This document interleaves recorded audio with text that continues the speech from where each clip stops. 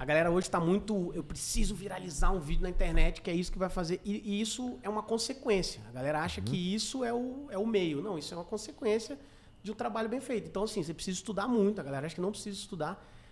Quando eu comecei a fazer comédia, não tinha YouTube do jeito que é hoje.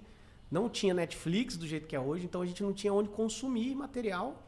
Tinha um livro da Judy Carter, que era um livro ainda que traduziram pra gente ler, que ela falava de stand-up. Então, a gente não sabia muita coisa. Hoje tem muito conteúdo mastigado, então é estudar muito, assistir muito, até pra não copiar coisa, porque é uma coisa que... Tipo, se eu escrever uma piada, o comediante não pode fazer essa piada, porque essa piada é minha, assim como música, né? Tem direito Enfim, autoral. Mas é estudar muito, fazer muito e, assim como qualquer negócio, é persistência. Persistência, porque a galera às vezes quer muito resultado de hoje pra amanhã. Eu faço comédia há 13 anos.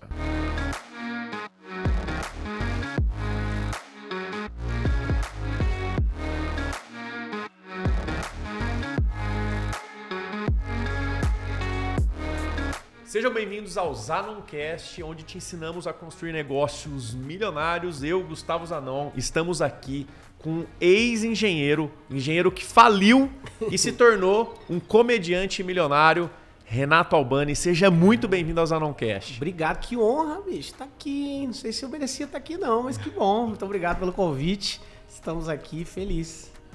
Maravilha.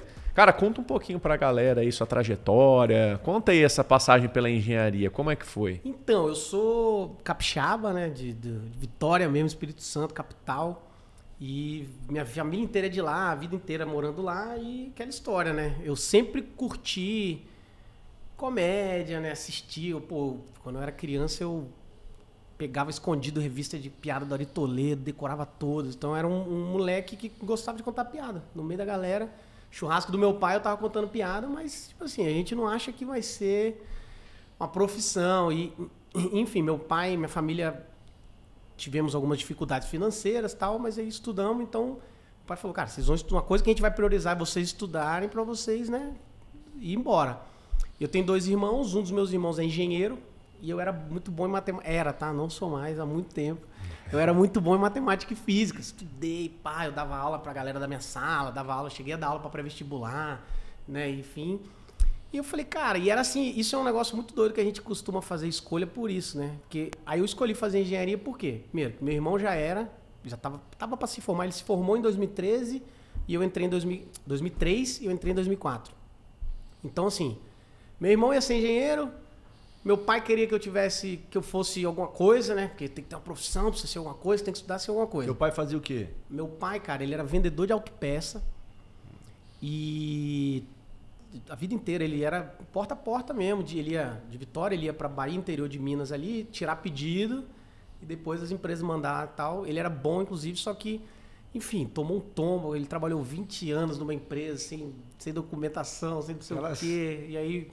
Cara, não, na hora de ir embora a gente vai te ajudar, pode ficar tranquilo. E foi, obrigado, até a próxima. Meu pai fez dívida contando com a ajuda, então a gente foi muito mal financeiramente, bem próximo depois de eu nascer. Inclusive não era pra eu ter nascido, não era.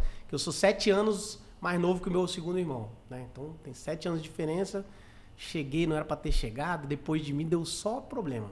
Ou seja, não era pra eu ter vindo daí. Aí, nesse meio tempo de tudo dando errado, minha mãe, ela sempre costurou em casa. Até porque meu pai viajava, nós somos 3 irmãos, ela cuidava da gente em casa e costurava. Só que aí isso foi muito louco, porque depois que meu pai foi demitido, aí já tava na época, né? Tava, sei lá, com 40 e poucos anos, 50 anos quase, pra se arrumar emprego nessa época. Meu pai só tem a 4ª série, ficou complicado, ele até entrou numa outra empresa, não rolou, papapá. Eles se tocaram que, cara, vamos pra cima da empresa de costura. Minha mãe costurava ali pra galera do bairro, sacou? E aí começaram nessa, e aí começaram a reestruturar a vida um pouco, assim, e foi indo. Então meu pai priorizou muito meu estudo e dos meus irmãos. Então ele falou, cara, a gente não teve estudo, a gente teve que trabalhar com o que dava. E você priorizou muito o estudo também, né? Você aproveitou demais. Quantos anos? 10 anos de engenharia, até pra valorizar, entendeu? Esse tipo de coisa. Porque meu pai ele pagava escola, sem poder a gente estudava em escola particular. Isso era uma coisa que eu já vi de verdade. Cortar a energia da minha casa, mas a escola tá paga. Isso era muito louco, assim, que meu pai fazia. E aí, estudei, fiquei... Aí, vamos fazer engenharia porque vai dar dinheiro. Teoricamente vai dar dinheiro. Então, vamos embora. Fiz, só que não era a minha parada. Você percebe, né, que não é a sua coisa. Pô, fiz 10 anos de engenharia, não tinha o menor interesse em estar lá na engenharia. Pô. Tinha uma coisa que me maltratava, era entrar na sala de aula. Pra ver coisa de cálculo, pra ver motor, não sei o que, cálculo de motor, de impedância. Mas assim, eu era bom, sempre fui bom na escola de network e tal. Tanto que eu comecei a organizar as festas da faculdade. Eu comecei, o nosso diretório acadêmico era modelo, assim, porque a gente ganhava muito dinheiro com as festas, mas o dinheiro não podia ficar com a gente nem um centavo. Então a gente tinha que gastar o dinheiro. Então a gente investia, o nosso diretório acadêmico, a sala, dava umas 3 salas dessa aqui. E era tipo, tinha sinuca, fliperama, ar-condicionado, tinha um barzinho funcionando dentro, tinha, biblioteca, era impressionante assim mesmo. Então a gente geria isso aí, tinha algo de gestão nesse. Mas você chegou a se formar?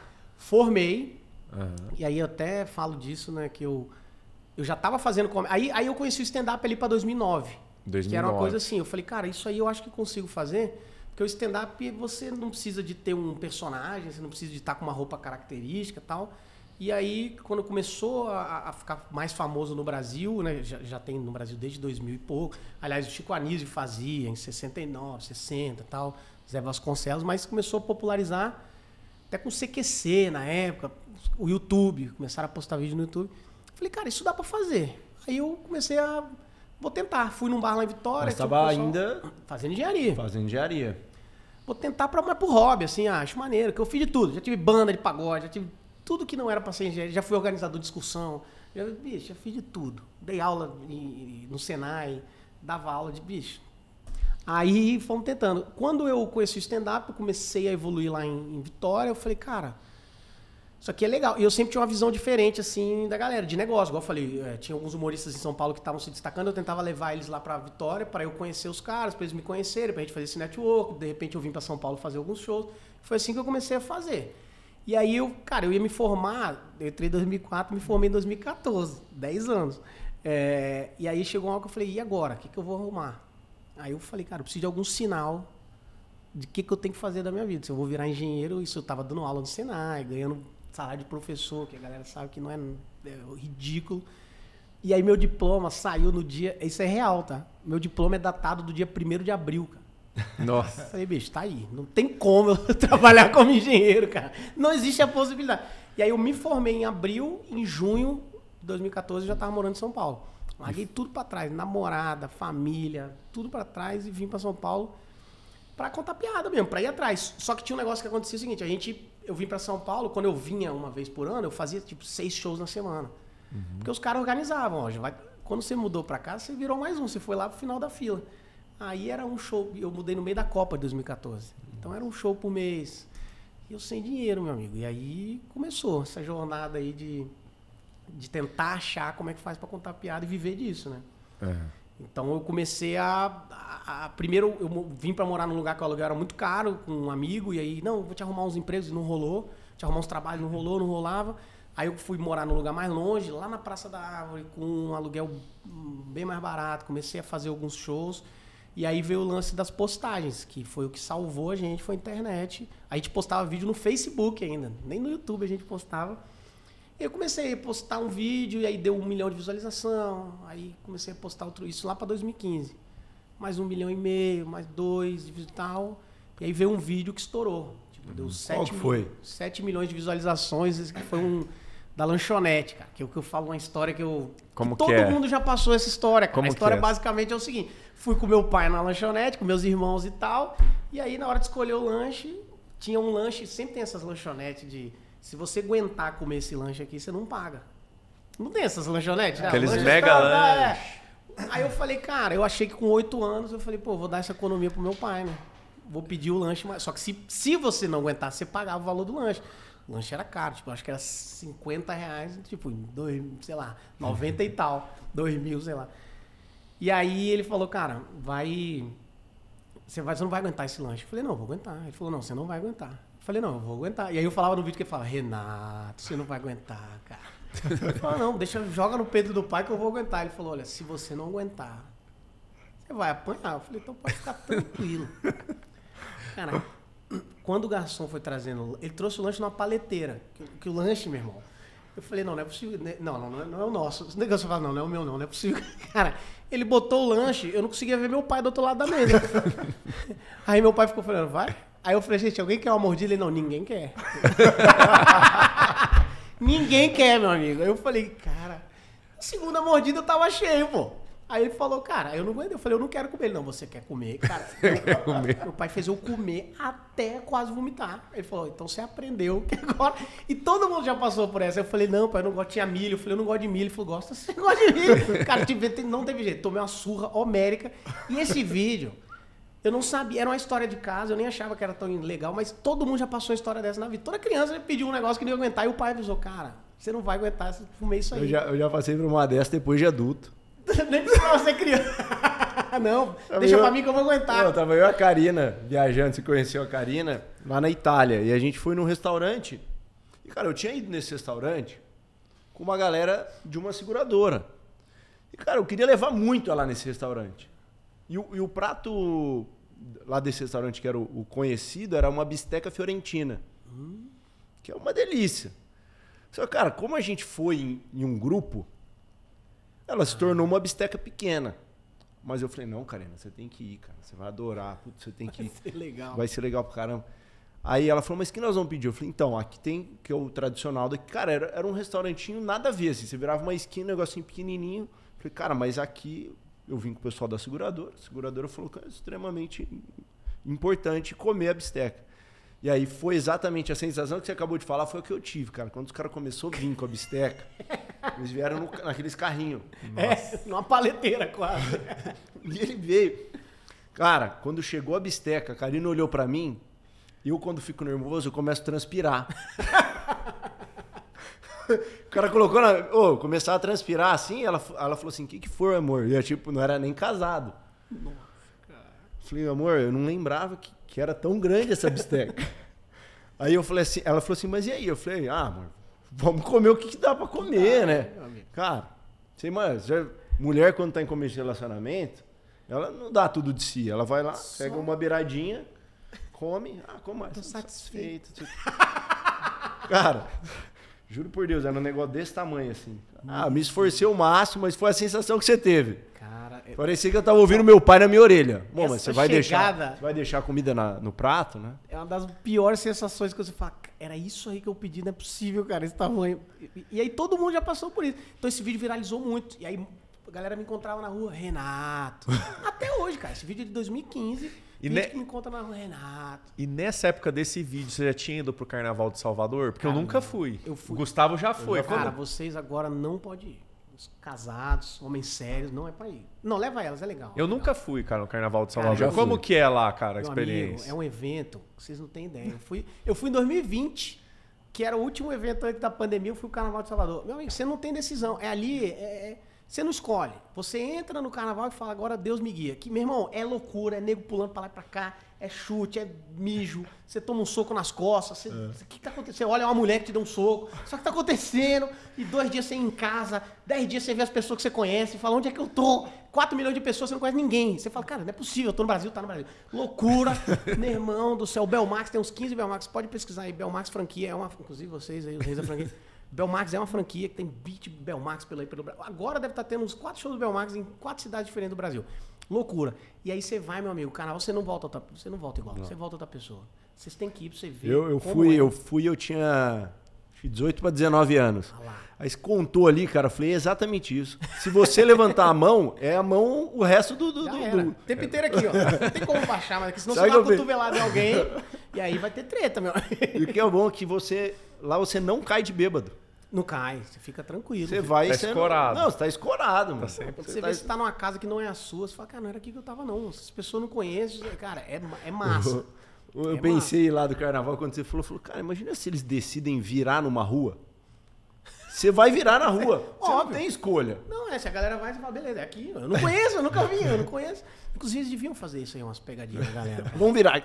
Cara, mas é massa, é um evento assim, diferente. Monstruoso. Monstruoso, pro mundo todo, a galera pira. Um amigo meu... Pra vida normal, você fala, não é possível que eu vivi isso. O ano que eu fui, teve um amigo meu que veio do Canadá pra ir. Que eu estudei no Canadá, quando era moleque. E aí ele falou assim, eu vou lá pro carnaval. Eu falei, cara, posso dar uma dica? Ele falou o quê? Cara, vem pra minha casa e a gente vai junto pra lá. Falou, por quê? Eu falei, cara, porque o Brasil não é pra amador. De jeito nenhum. Não, Gustavo, de boa, vou direto. Beleza, Vai lá então. foi direto. No primeiro dia ele já errou, não comprou abadá nenhum, foi na pipoca. Nossa. Cara, Não.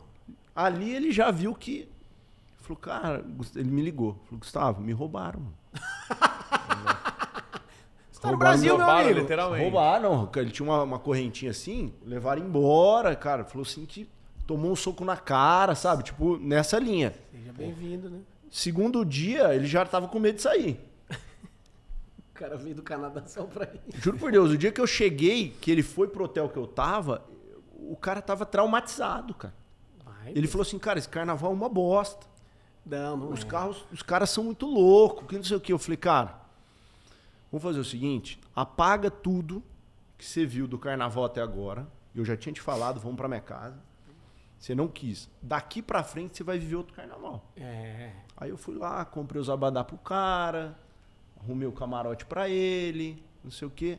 Aí ele foi, tava meio traumatizado ainda, mas foi soltando. Falei, cara, agora você chegou no carnaval. Não, até no bloco ali é massa, no camarote é impressionante, mas, pô, você viveu o carnaval ali é um negócio, é uma experiência que todo mundo tinha que passar, que é do louco. E como que foi, assim, seu começo na comédia? Se teve alguém que te ajudou? Se você fosse dar 3 dicas, assim, pra alguém que também quer ser um comediante, o que você diria, cara, pra começar? Cara, muita gente me ajudou, muita gente me ajudou. Murilo Gun foi um que me ajudou muito, Fabiano Cambota me ajudou muito, que tipo assim, cheguei em São Paulo, na Copa não tinha show, não tinha dinheiro, então fazia umas coisas que muita gente faz hoje, os caras me chamavam pra abrir o show deles. Então, tipo, vou fazer show aqui em Campinas.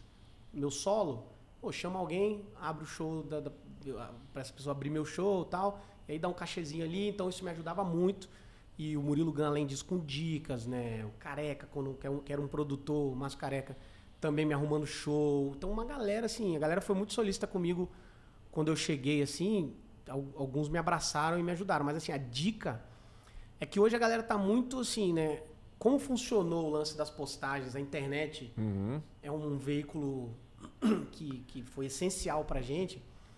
A galera hoje tá muito... Eu preciso viralizar um vídeo na internet, que é isso que vai fazer... E isso é uma consequência. A galera acha que isso é o meio. Não, isso é uma consequência de um trabalho bem feito. Então, assim, você precisa estudar muito. A galera acha que não precisa estudar. Quando eu comecei a fazer comédia, não tinha YouTube do jeito que é hoje. Não tinha Netflix do jeito que é hoje, então a gente não tinha onde consumir material. Tinha um livro da Judy Carter, que era um livro ainda que traduziram pra gente ler, que ela falava de stand-up, então a gente não sabia muita coisa. Hoje tem muito conteúdo mastigado, então é estudar muito, assistir muito, até pra não copiar coisa, porque é uma coisa que... Tipo, se eu escrever uma piada, o comediante não pode fazer essa piada, porque essa piada é minha, assim como música, né? Tem direito autoral. Mas é estudar muito, fazer muito.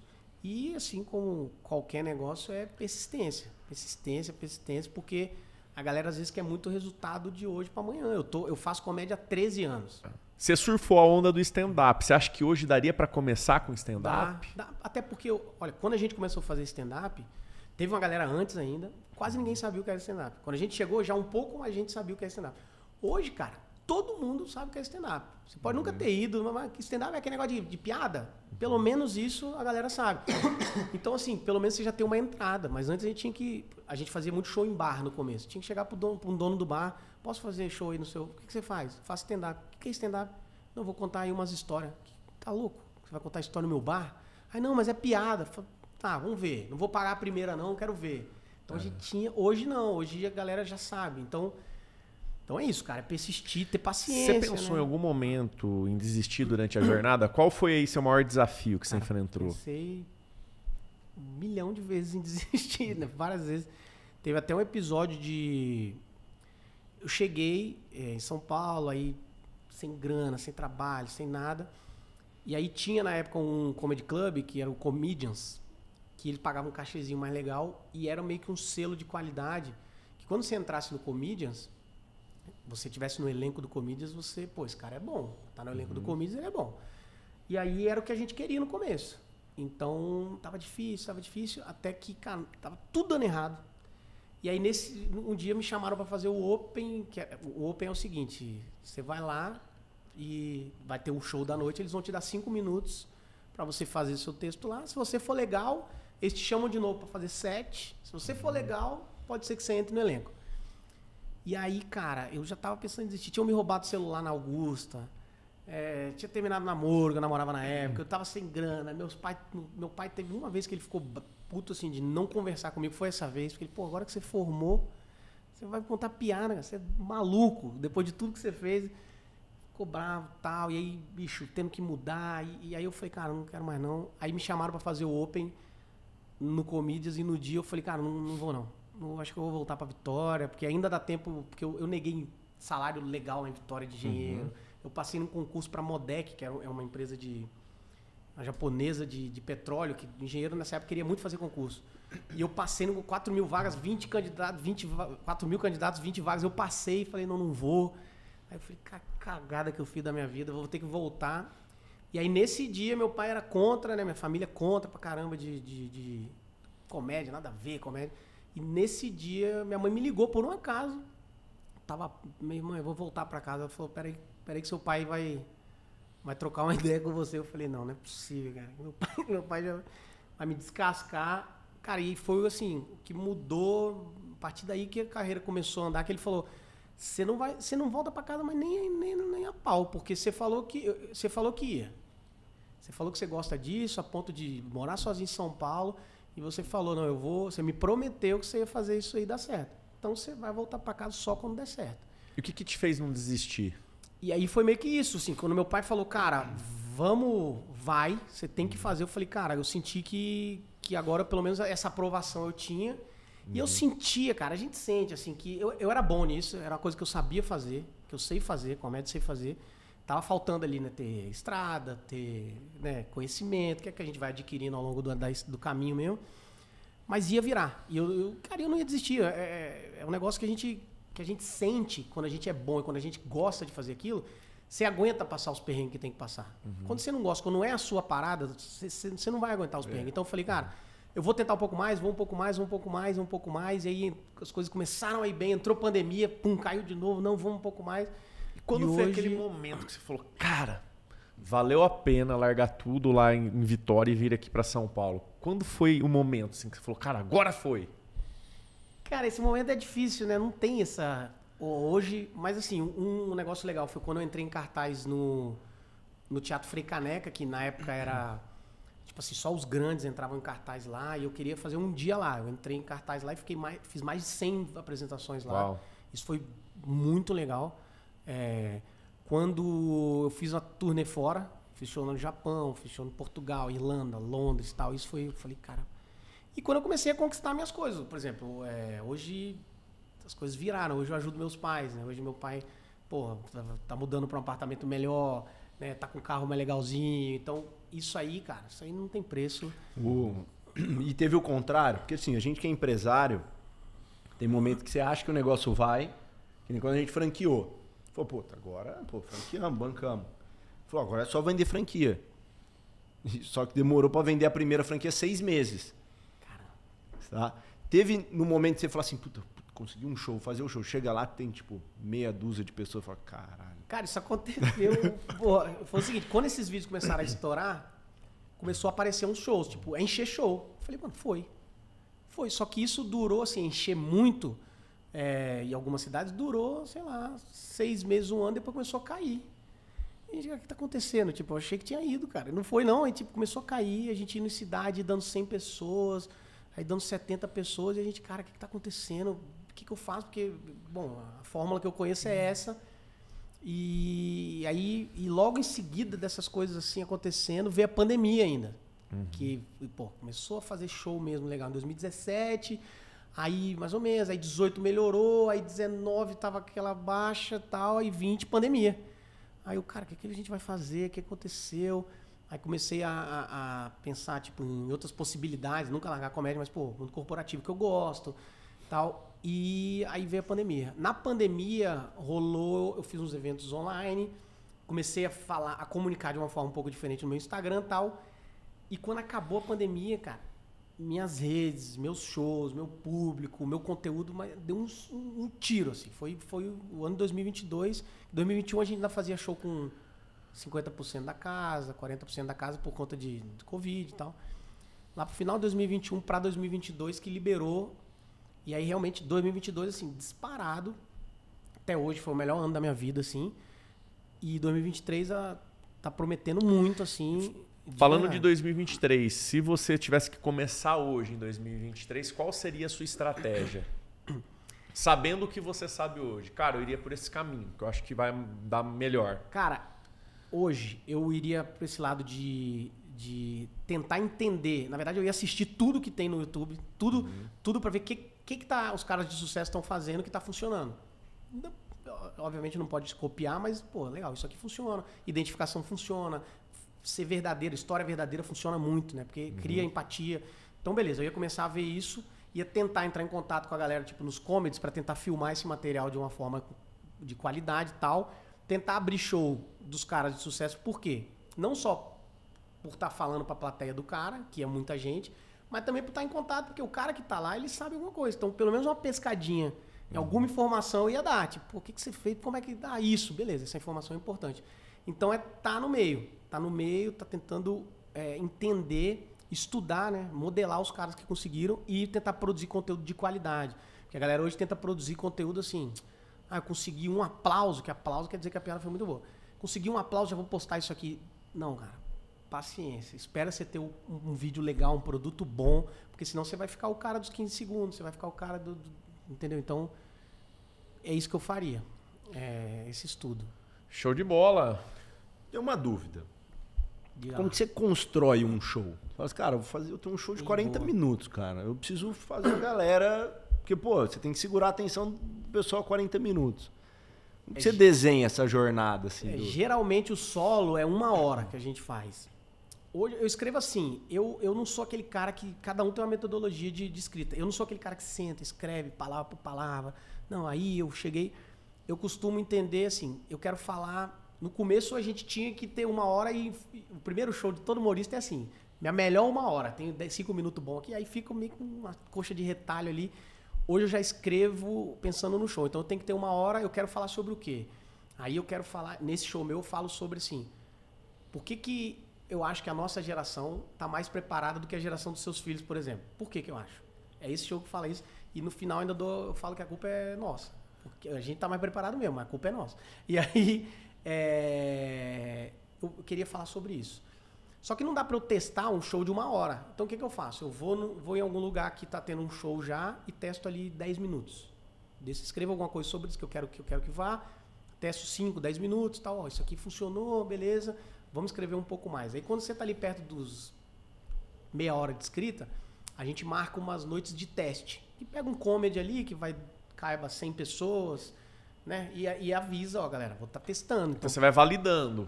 Pode isso. Vai validando. E a gente avisa pra plateia, olha, não vai ser, pode ser que seja ruim, mas eles sentem, eles gostam porque eles estão vendo o processo. Então ele fala, pô, ele tá criando agora. Inclusive é maneiro assim, a galera vai às vezes vendo criar o show e depois do show pronto eles voltam pra assistir e falam, cara, mudou um monte de coisa. E aí a gente bota os caras para abrir, faz aí 20 minutos ali no somatório dele, você faz mais uns 25. Caderninho, isso funcionou. Média isso febre também, tipo, essa piada deu certo, essa história foi legal. Eu gravo áudio para depois eu ouvir tudo que eu falei. E é isso, ó, isso aqui funcionou muito, isso aqui não funcionou, vou ter que escrever de uma outra maneira. Hoje eu já tenho uma sacadinha assim, cara, isso não funcionou e eu acho que não vai funcionar mesmo. Aí, mas eu costumo testar umas 3 vezes diferente, porque às vezes, cara, tem piada que eu falo, vai ser muito boa e não vai. E tem coisa que eu falo, isso aqui é um comentário e dá uma risada enorme. Eu falo, cara, por que essa galera riu tanto de nem é tão bom pra mim, né? Então, é no público. E outra coisa louca é isso. Não dá pra eu testar assim, ouve aqui um negócio. Cara, tem que ser a plateia, o público, porque tem todo o time do palco, tem o time da risada da plateia que devolve, aí você fala mais alguma coisa. Então, é assim, a gente vai picotando, testando e tal. Aí quando tem 1 hora ali, você aí testa mais umas 3, 4 vezes pra ver a fluidez, pra ver, achar um final legal, algum link talvez com o começo e criar a sua história ali. E aí depois dá o Brasil. Nossa, Show de bola, cara. Queria agradecer seu tempo. Eu sei que tá super corrido aí. Estamos aqui no meio do evento, né? Tá acontecendo aí a convenção anual do Grupo Zanon. É o nosso host de hoje, de sábado. Que honra, meus amigos. Obrigado. Eu que agradeço o convite. Massa conhecer vocês. Pô, dia maneiro, a convenção tá legal. Leve pra caramba, os caras são gente boa. Fiquei feliz de vir. Valeu, irmão. Obrigado Tamo junto, pela oportunidade. Viu? Um abraço. Grande abraço. Abração.